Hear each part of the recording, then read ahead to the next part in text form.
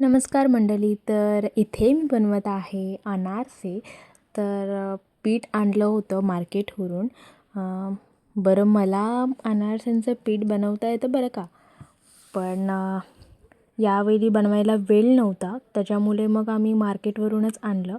तर पीठ घेतला आणि डायरेक्ट अशी चकती केली गोल, आणि तीळ घेतला. खसखस आणायलासुद्धा टाईम नव्हता, त्याच्यामुळे जे अवेलेबल होतं त्याच ह्याच्यामध्ये आम्ही हा घाट घातलेला आहे.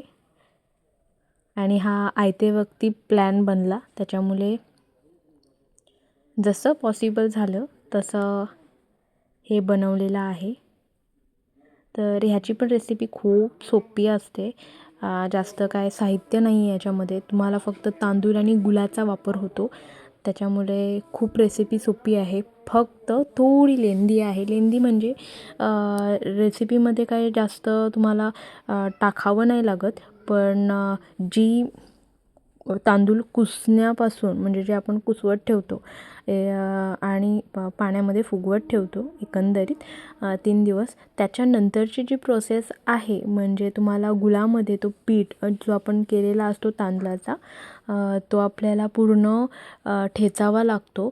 त्याच्यामुळे मग तो जो वेळ लागतो ना, ती प्रोसेस जास्त लेंदी आहे. बाकी अदरवाईज अनारसे खूप खायला छान असतात. तर मी असेच मस्त मस्त तेलावर सोडते आणि आपले अनारसे तयार आहेत.